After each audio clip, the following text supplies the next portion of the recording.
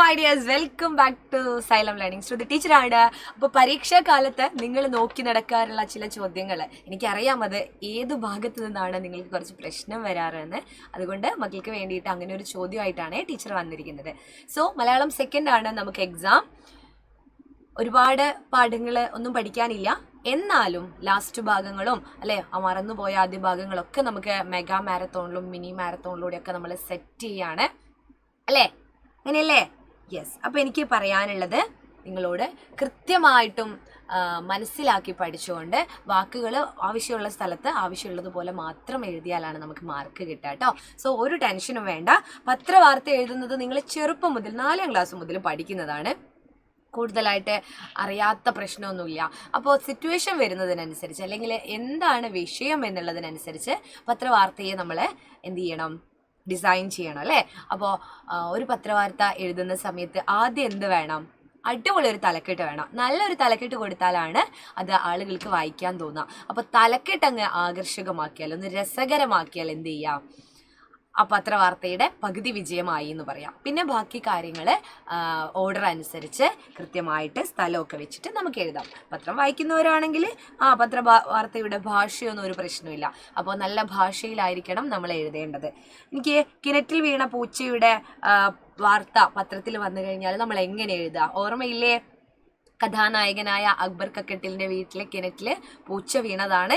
അദ്ദേഹം ഒരു പരിപാടിക്ക് മുഖ്യ പ്രഭാഷകനായിട്ട് പോകാൻ ഇരിക്കുകയായിരുന്നു സംഭവം അല്ലേ. അദ്ദേഹത്തിൻ്റെ ഉമ്മയാണ് ആദ്യം വന്നിട്ട് ഇങ്ങനെ ഒരു കാര്യം പറഞ്ഞത്. അപ്പോൾ പരിപാടിക്ക് വിളിക്കാൻ വന്ന സംഘാടകർ പിന്നെ പൂച്ചയെ എടുക്കാൻ വേണ്ടിയിട്ടുള്ള തിരക്കിലാണ്. ഈ കാര്യങ്ങളാണ് എഴുതേണ്ടത്. അപ്പോൾ പൂച്ച കിണറ്റിൽ വീഴുന്നു, അതിനുശേഷം ആളുകൾ ഓടിക്കൂടുന്നു അല്ലേ, അതിനു വേണ്ടിയുള്ള ശ്രമങ്ങൾ നടത്തുന്നു. പിന്നെ എല്ലാം കഴിഞ്ഞ് പരിപാടിയുള്ള സ്ഥലത്തേക്ക് പോയി നോക്കുമ്പോൾ അവിടെ എന്താണ്? അവിടെ മൈക്ക് ഒഴിഞ്ഞ ആ ഒരു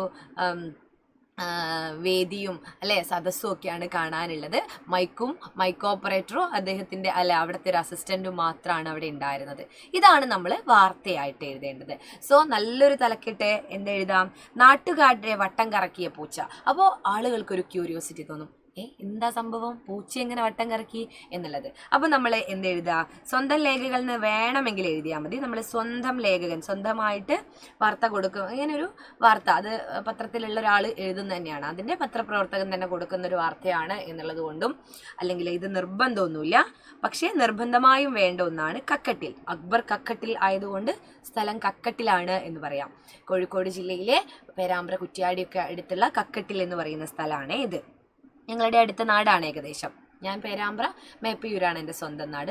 അപ്പോൾ ഒരു കക്കട്ടിലേക്ക് ഒരുപാട് ദൂരമില്ല. പിന്നെ എഴുത്തുകാരനും സാംസ്കാരിക പ്രവർത്തകനുമായ ശ്രീ അക്ബർ കക്കട്ടിലിൻ്റെ വീട്ടിലെ കിണറ്റിൽ പൂച്ച വീണത് നാട്ടുകാരെയും വീട്ടുകാരെയും ആശങ്കക്കുഴപ്പത്തിലാക്കി.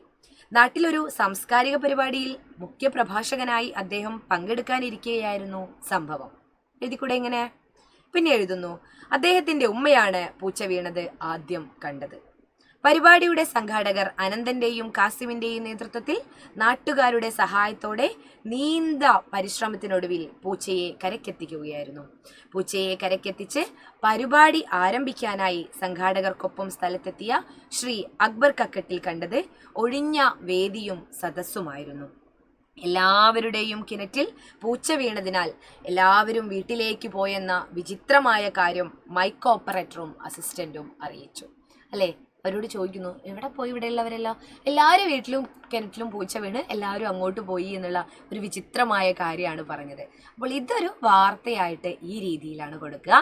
മനസ്സിലായല്ലോ? അപ്പോൾ പാഠഭാഗം നമ്മൾ കൃത്യമായിട്ട് മനസ്സിലാവണമെങ്കിൽ നിങ്ങൾ എന്ത് ചെയ്യുക? നമ്മൾ ഇന്ന് നടക്കുന്ന മാരത്തോണിൽ എല്ലാവരും പങ്കെടുക്കുക.